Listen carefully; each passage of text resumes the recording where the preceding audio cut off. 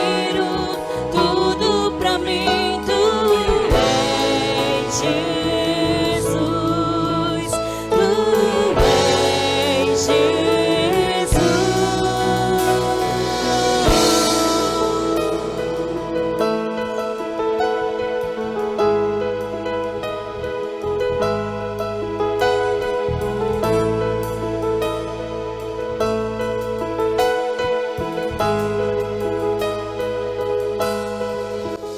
Não há outro como tu, soberano e fiel.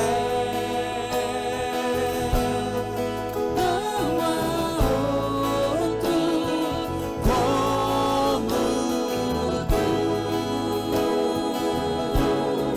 Reina sobre a terra e céus. Diga! És o Alfa e Ômega, início e fim. És o ar que eu respiro, tudo pra mim. Tu és Jesus, tu és Jesus. És o Alfa e Ômega, início e fim. És o ar que eu respiro, tudo pra mim. Tu és Jesus, tu és Jesus.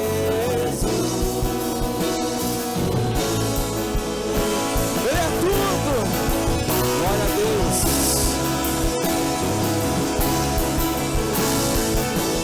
Que Ele seja tudo na sua casa e na sua família. Que Ele seja tudo.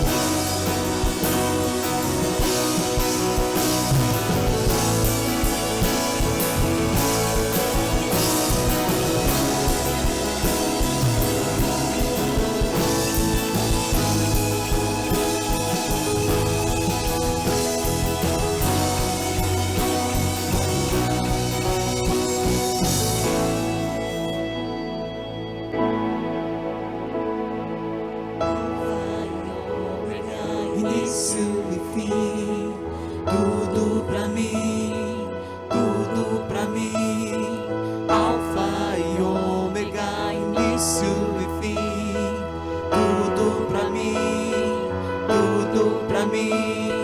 Alfa e Ômega, início e fim, tudo pra mim, tudo pra mim.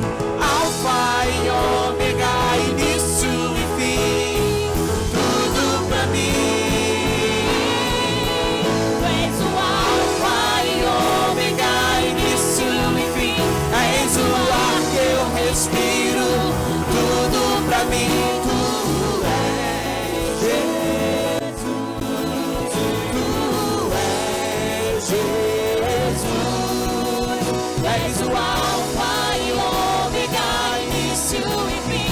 És o ar que eu respiro, tudo pra mim. Tu és Jesus, tu és Jesus.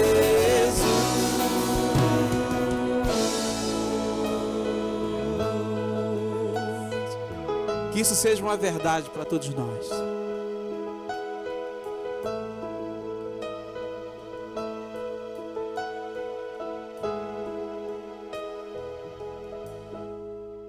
Amém. Que seja algo maravilhoso de viver na presença do Senhor. Que a minha e a sua alegria seja estar na presença dEle, em louvor e adoração, e bendizendo o nome dEle. Amém? Vamos juntos?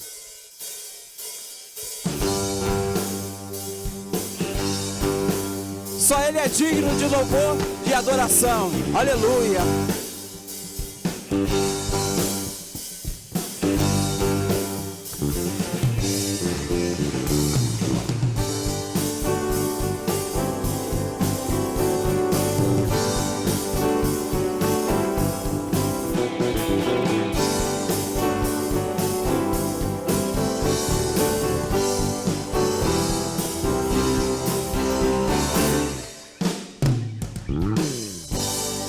Quando entro em tua presença, em louvor e adoração, é por causa do sangue de Jesus.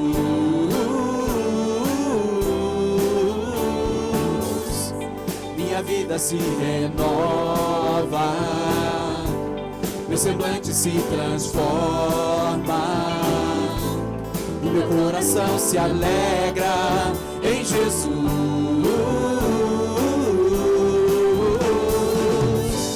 Quando entro em tua presença, em louvor e adoração, é por causa do sangue de Jesus.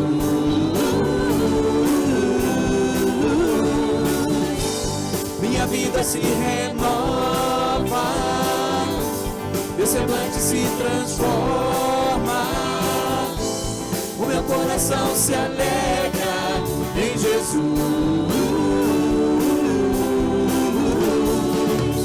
Agora já não há mais condenação, porque estou em Cristo, na sombra do seu perdão. Agora já sou livre, a morte é vencida, porque estou em Cristo, debaixo da lei da vida.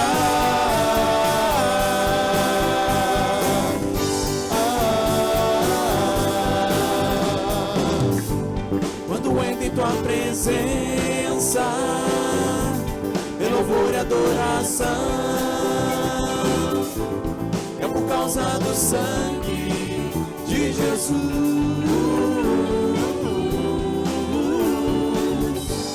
Minha vida se renova, meu semblante se transforma, o meu coração se alegra em Jesus.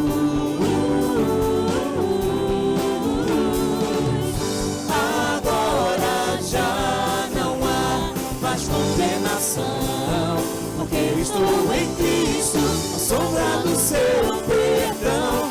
Agora já sou livre, a morte é vencida, porque estou em Cristo, debaixo da lei da vida.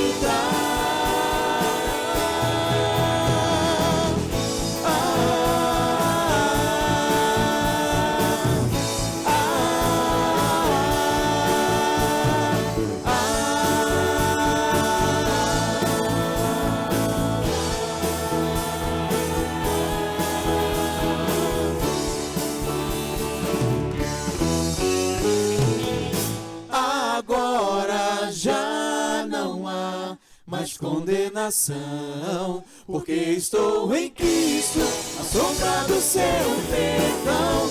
Agora já sou livre, a morte é vencida, porque estou em Cristo, debaixo da lei da vida.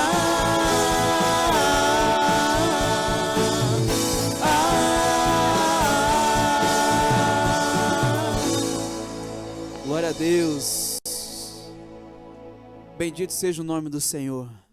E ter essa confiança, ter essa convicção que somos salvos pelo sangue de Jesus, isso é muito importante.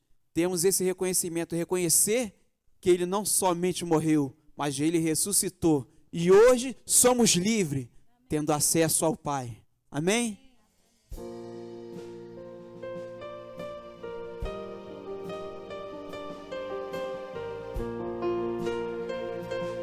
Quem souber, canta junto. Teu sangue leva-me além, a todas as alturas, onde ouço a sua voz.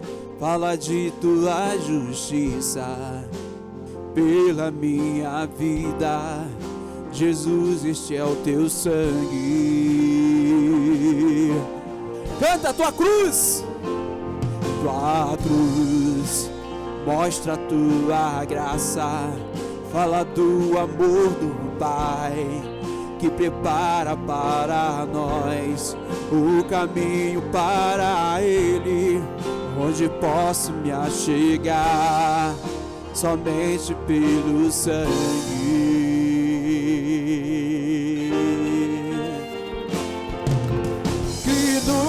Lava dos pecados e nos traz restauração. Nada além do sangue, nada além do sangue de Jesus,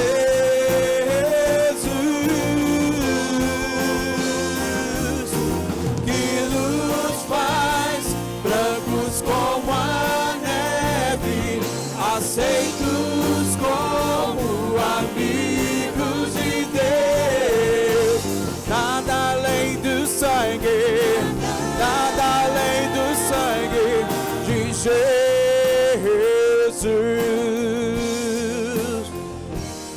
Tua cruz mostra a tua graça, fala do amor do Pai, que prepara para nós o caminho para Ele, e onde posso me achegar somente pelo sangue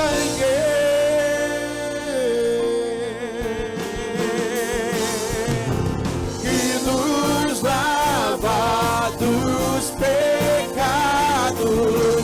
e nos traz restauração. Nada além do sangue, nada além do sangue de Jesus,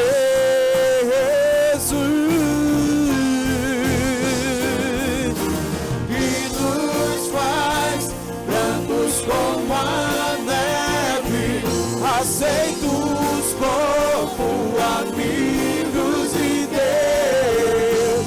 Nada além do sangue, nada além do sangue de Jesus.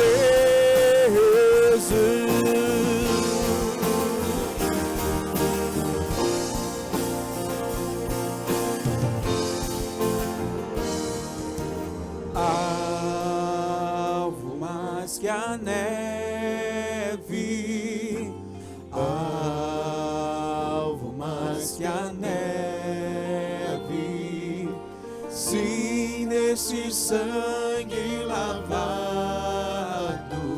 mais alvo que a neve serei. Diga: alvo mais que a neve, alvo mais que a neve, alvo mais que a neve, sim, nesse sangue lavado, mais alvo que a neve serei. Diga: eu sou livre, eu sou livre, aleluia, eu sou livre. Nada além do sangue, nada além do sangue de Jesus.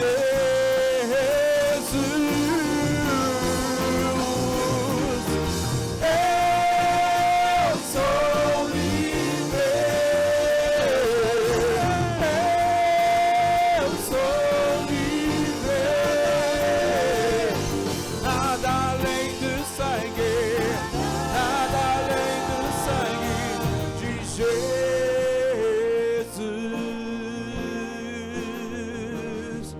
de Jesus,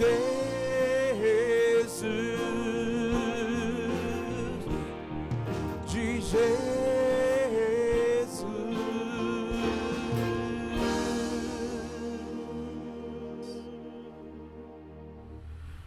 Queridos irmãos, glória a Deus, porque nós somos livres. Nós fomos libertos da condenação do pecado pelo sangue de Jesus. Nós podemos cantar isso porque temos convicção de que nós fomos redimidos na cruz do Calvário. Esta mesa está diante de nós para que nós celebremos obedecendo uma ordenança deixada por Jesus aos seus discípulos e, portanto, para toda a igreja, para todos nós. A celebração da Ceia do Senhor é um momento especial para a igreja. É um tempo de autoexame, não que só façamos o autoexame no tempo da ceia, mas é um tempo em que especialmente nos preparamos para trazer à nossa mente a compreensão, a convicção que temos do nosso relacionamento com o Senhor e da comunhão que temos com Ele. Você está em comunhão com Deus? Você está em comunhão com seus irmãos? Você examina o seu coração, reconhece seu erro e consegue pedir perdão a Deus arrependido verdadeiramente? Você está vivendo esse momento como Deus planejou para nós, um momento em que a gente participe da ceia, compreendendo tudo que ela significa em nossas vidas? Se você está nessa condição, se você é batizado, tem um compromisso com Deus, é convertido de fato, então você deve aí, com os elementos que você tem na sua casa, participar da ceia conosco. Que o seu suco esteja preparado, que o pão esteja preparado, para que nós possamos comer juntos desses elementos em memória de Cristo, nos lembrando do que Ele fez por nós na cruz, como nós vamos falar nesta manhã na mensagem. Nós vamos orar. O diácono Samuel está aqui comigo, quero agradecer também aos diáconos e ao Samuel por ter preparado essa mesa, também com a orientação virtual da Edilma. Edilma mandou o material e foi orientando o Samuel aqui. E nós temos essa mesa tão bonita para que possamos celebrar. Os elementos foram preparados com todo cuidado e nós vamos só tomá-los no momento em que formos comer. Nós vamos então agradecer e também orar pelos enfermos, continuar orando pelos enfermos. Nós temos tido o hábito de não mencionar os nomes devido à dinâmica, né, da gravação e o tempo para que o culto seja compartilhado, mas você pode colocar o nome da pessoa que você quer pedir oração aí no chat, que nós vamos orar juntos. Quando lermos esse nome que você colocou, nós vamos incluí-lo também em nossas orações. Vamos orar, Senhor. Pai amado, nós glorificamos o Teu nome, Senhor, pela beleza da Tua santidade.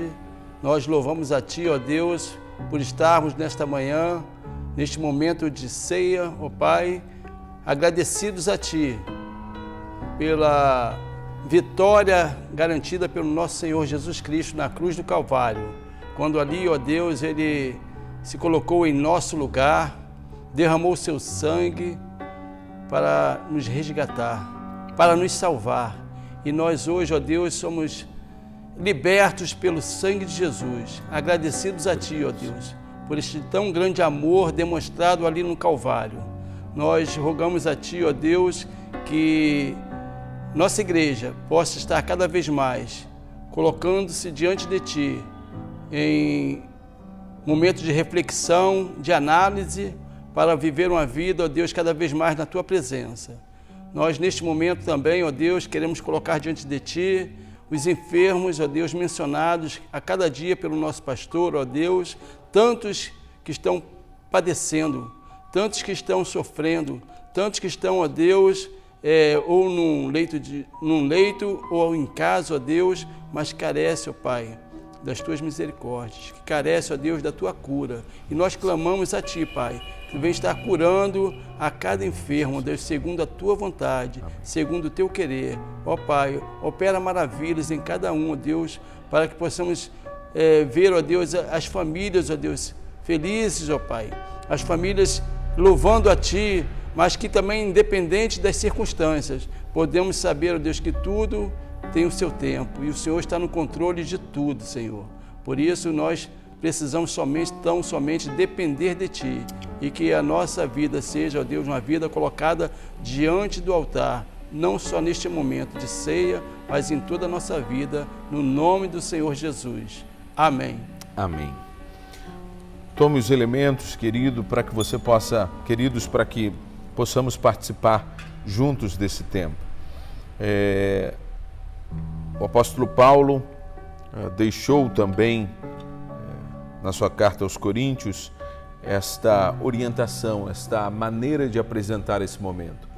Diz que da mesma maneira que Cristo então fez com os discípulos, da mesma forma que eles compartilharam o pão e beberam o cálice, a igreja também deve fazer, nós também devemos fazer. Por isso, nessa hora, convido você a tomar o pão, símbolo do corpo de Cristo, que foi dilacerado, que sofreu na cruz em nosso lugar.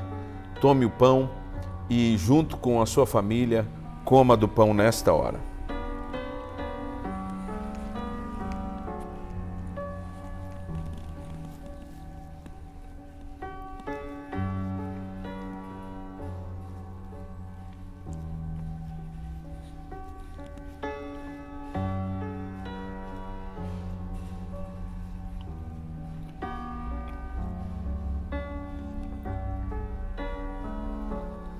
Da mesma maneira, tome o cálice e vamos beber do cálice.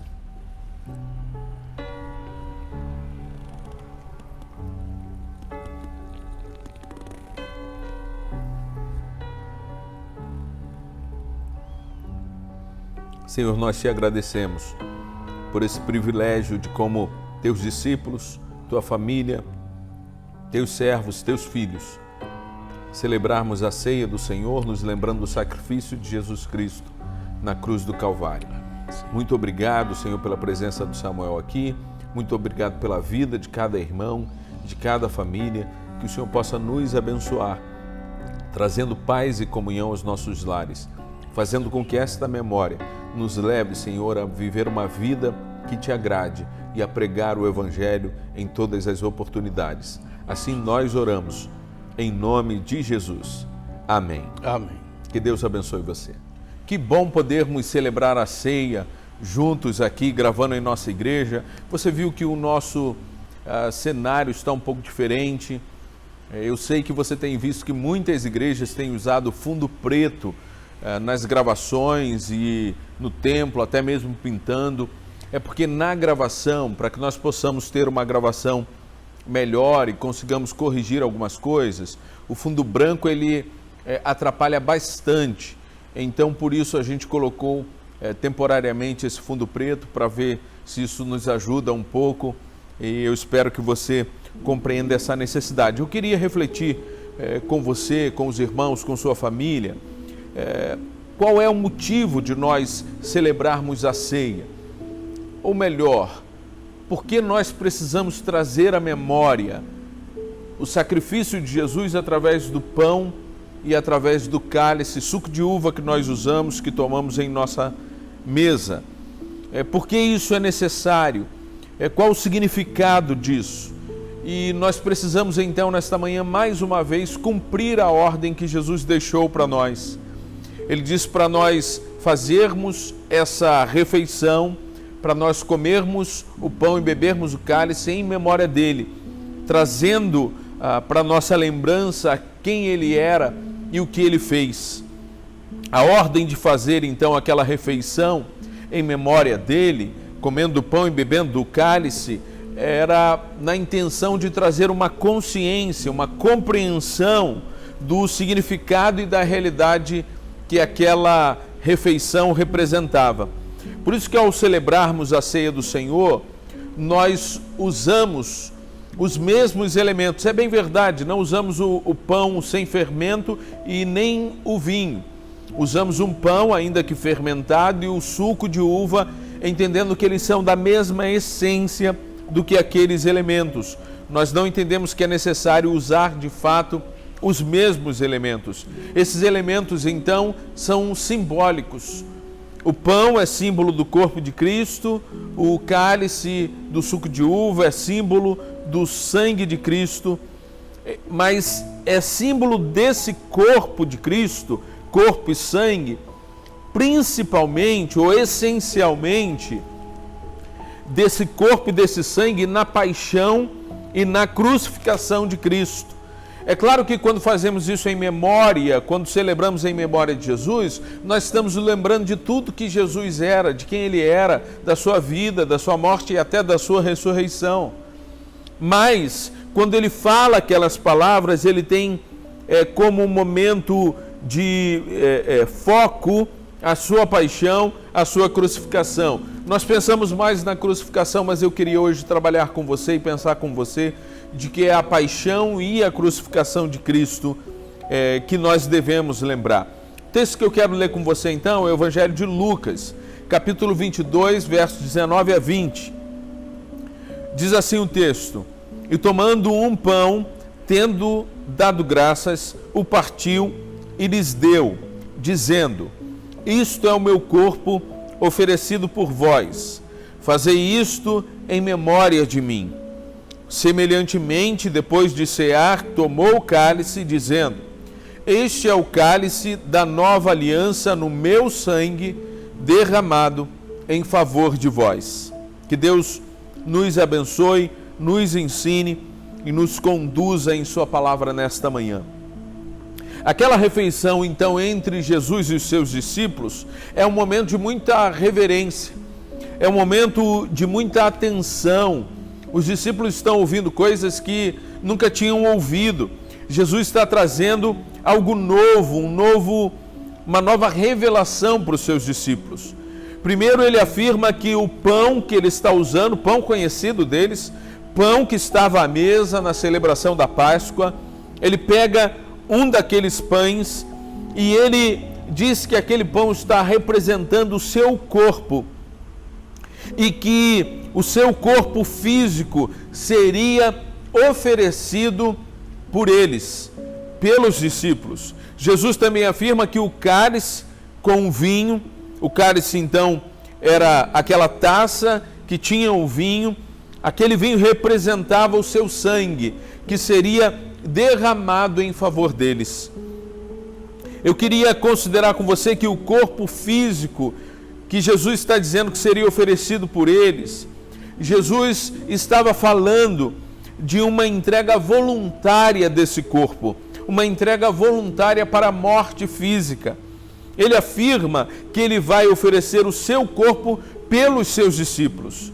Primeiro eu quero considerar que Jesus não entregou o seu corpo apenas na cruz do Calvário. Ele começou a entregar e a oferecer o seu corpo quando ele permitiu ser preso, quando ele e seus discípulos estavam no Getsêmani, e ele então recebe aqueles homens, aqueles guardas acompanhados de Judas, aquele discípulo que o traiu. Ele recebe aqueles homens prontos para prendê-lo, e ali há um início de uma revolta dos discípulos, de uma tentativa de proteger Jesus, e o próprio Pedro pega então uma espada e ataca o guarda chamado Malco, que trabalhava então, que era funcionário do templo, e arranca a orelha de Malco. E ali Jesus precisa fazer um milagre de restauração, ele precisa acalmar a todos, ele precisa dizer para os discípulos guardarem, e naquele momento, naquela confusão, eles acabam fugindo.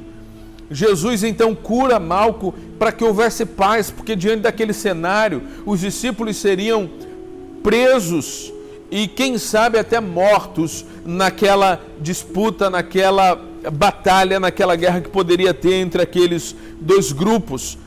Jesus então começa a entregar seu corpo naquele momento. Jesus impede que aquela luta aconteça e ele então oferece seu corpo voluntariamente para proteger os seus discípulos naquela hora.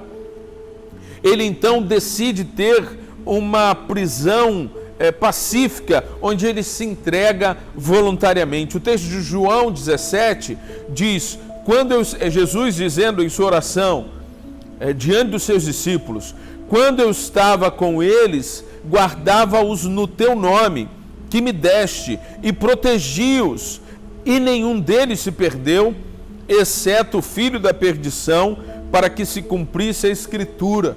Jesus está dizendo que quando os discípulos estavam com ele, ele cuidou dele, ele protegeu deles, ele os protegeu, e ele então começou a oferecer o seu corpo pelos seus discípulos, com exceção então de Judas, que o traiu, que se afastou do grupo e depois acabou se suicidando.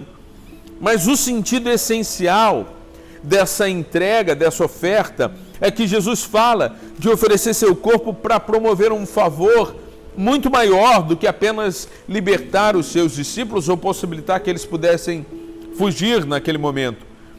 Jesus ofereceu o seu corpo a partir daquele momento, quando ele permite ser preso, quando ele tem suas mãos amarradas, quando ele é agredido, quando ele permite ser torturado e açoitado. Ele está entregando o seu corpo desde o começo daquela madrugada. Jesus entrega seu corpo permitindo que ele fosse desfigurado, que ele fosse despido, envergonhado, que ele fosse cuspido, perfurado, esbofeteado, que ele fosse submetido à tortura no processo da crucificação. O corpo de Jesus está sendo entregue naquele momento. Mas é nesse contexto dessa tortura que o sangue de Jesus também estava sendo derramado em favor dos discípulos, em favor da igreja, em favor de nós.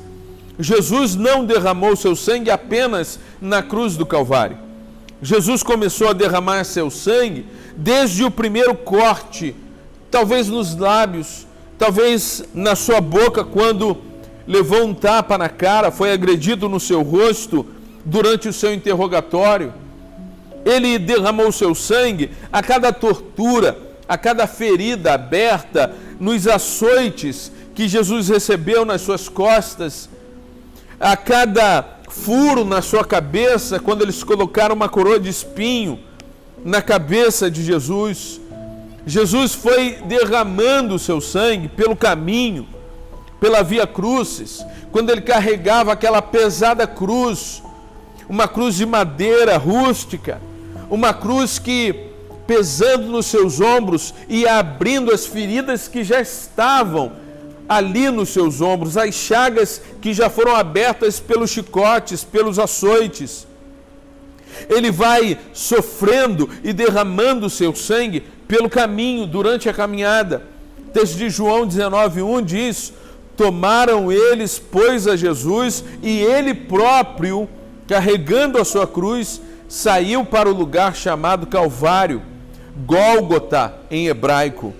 Jesus então derramou seu sangue a cada rasgo da sua carne, provocado pelos cravos, os cravos nos seus pés, os cravos nos seus punhos, os cravos que serviram para encravar Jesus na cruz e ali também criar uma rota para que aquele sangue pudesse escorrer e pudesse ser derramado. Diante dos relatos da palavra de Deus, a medicina diz que possivelmente Jesus teve uma grande hemorragia, sofrendo um choque que eles chamam de hipovolêmico.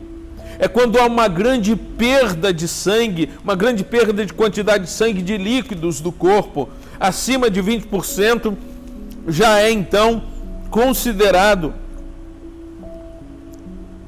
já é o quadro propício para que esse choque hipovolêmico aconteça. E os sintomas desse tipo de choque é uma sede intensa na busca de reabastecer os líquidos do corpo. Em João 19:28 diz: depois, vendo Jesus que tudo já estava consumado, para se cumprir a Escritura, disse: tenho sede. Uma marca, uma angústia do corpo em busca de se hidratar. Um outro sintoma é que os rins deixavam de funcionar, ou deixam de funcionar, para preservar os fluidos corporais, para manter o corpo, na tentativa de manter o corpo hidratado. Um outro sintoma é um colapso ou um desmaio devido à baixa pressão arterial. Talvez fosse o motivo de chamarem alguém, Simão de Cirene, para carregar a cruz. Talvez fosse a fraqueza de Jesus diante desse quadro. Há um grande esforço então do coração que está tentando bombear o sangue pelo corpo, mas o coração bate acelerado porque ele quer bombear um sangue que ele não consegue levar para o corpo, porque não há sangue para ser levado. O que acontece então é que com esse batimento cardíaco acelerado, há uma grande concentração do sangue que tem e dos líquidos em volta do coração e dos pulmões. E o texto de João 19:34 diz: mas um dos soldados lhe abriu o lado com uma lança e logo saiu sangue e água. Queridos, é esse quadro que nós somos chamados a nos lembrarmos nesta manhã. Celebrar a ceia do Senhor e fazer isso em memória do Senhor é lembrar que o corpo e o sangue de Jesus, o corpo foi oferecido, o sangue foi derramado, o corpo foi oferecido pelos discípulos, o sangue foi derramado em favor dos discípulos, e nós somos esses discípulos também. Todos os servos do Senhor são favorecidos, beneficiados por esse corpo e esse sangue. Jesus disse aos seus discípulos que seu corpo seria oferecido e seu sangue seria derramado por eles, em favor deles, para perdão dos pecados. Jesus se ofereceu por nós. Ele derramou seu sangue em favor de nós. Em favor, querido, significa que Deus nos amou tanto a ponto de Jesus provar o seu amor, nos dando algo de valor inestimável, nos dando algo que nenhum de nós merecia, um favor imerecido. Foi a sua graça, então, que fez com que Ele voluntariamente se oferecesse, nos dando a coisa mais preciosa do mundo, nos dando o maior bem que nós poderíamos ter. Ele nos deu a Ele próprio, e junto com Ele nos deu o perdão dos pecados, Ele nos deu a salvação, Ele nos deu a vida eterna. Ele ofereceu seu corpo e seu sangue em nosso benefício, para o nosso favor, para que nós pudéssemos ser perdoados, para que a culpa que estava sobre nós pudesse ser lançada sobre Ele, e nós pudéssemos então ser reconciliados com o nosso Pai, para que nós pudéssemos ser chamados de filhos, para que nós pudéssemos ser salvos da vida eterna ou da morte eterna, e para que nós pudéssemos receber vida eterna com Deus. Em favor de nós, foi o que Jesus fez ao nos incluir na sua família, ao dividir conosco a sua herança, ao permitir que eu e você pudéssemos dar continuidade à sua missão. Por que essa memória, então, precisa ser avivada nesta manhã? Porque nós precisamos lembrar de uma cena tão horrenda, de uma cena tão pesada, até mesmo para ser falada, a respeito de uma morte, de uma tortura. Como nós damos sentido a esta memória? Porque essa memória precisa nos alertar nesta manhã. Primeiro, para que essa memória nos faça saber que o perdão que nós recebemos de graça, ele teve um alto preço, ele teve o preço mais caro do mundo. Nós cantamos isso, mas parece que a gente não tem consciência dessa verdade. O preço pago por Jesus na cruz, o preço pago pelo sacrifício dele, foi um preço altíssimo. Nós recebemos a salvação e o perdão de graça, nós o recebemos pela fé, mas nós só podemos recebê-lo porque Jesus pagou o preço. Jesus foi crucificado em nosso lugar, para que essa memória então nos faça saber que o amor de Deus por nós é o maior amor do mundo, para que essa memória nos faça lembrar de que Ele nos ama a ponto de entregar seu Filho para morrer por nós. Queridos, esta memória é necessária para que a certeza desse amor nos dê um coração agradecido. Nós vivemos muitos problemas, nós estamos num momento difícil, mas bendito, você já passou por outros momentos muito difíceis também. Você já perdeu seus entes queridos, alguns deles. Você já sofreu uma enfermidade que pensou que ia morrer. Você já sofreu de repente um assalto, um momento de tensão. Você já teve medo. Você já viveu momentos muito difíceis. O que acontece é que às vezes a gente se envolve tanto na nossa dor que a gente esquece de ser agradecido, porque a gente tem a coisa principal, porque a gente tem aquilo que a gente não merecia, porque nós fomos salvos ainda quando éramos pecadores, porque Jesus nos amou a tal ponto de entregar sua vida, sabendo que eu e você, mesmo depois de convertidos, íamos viver momentos de total esquecimento e abandono daquilo que simboliza um relacionamento de amor com Deus, que a nossa fé seria desafiada e que a gente ia falhar e que a gente ia pecar. Ele nos amou apesar de nós, apesar da nossa fraqueza. Essa memória precisa ser avivada para nos dar ânimo, então, para nós vivermos para honrar a Deus, para nós vivermos para agradar o nosso Deus e para servir ao nosso Salvador, para cumprirmos a missão. Nesta manhã nós nos lembramos, e essa lembrança deve nos motivar. Nós devemos olhar para trás e ver que um preço alto foi pago, e por isso nós devemos dar continuidade à missão que Jesus deixou, que nós não temos nada mais importante que isso, que o foco da nossa vida é amar a Deus e desfrutar do seu amor e viver com Ele nesta terra, cumprindo a mesma agenda que Jesus tinha quando estava aqui. É claro que nós não vamos morrer na cruz, mas nós vamos carregar a cruz e nós poderemos morrer de alguma outra maneira por causa da justiça, por causa do Evangelho.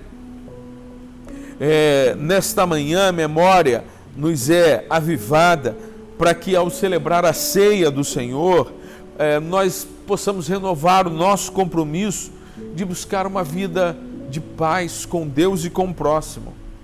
Nós não nos assentamos à mesa da ceia sozinhos.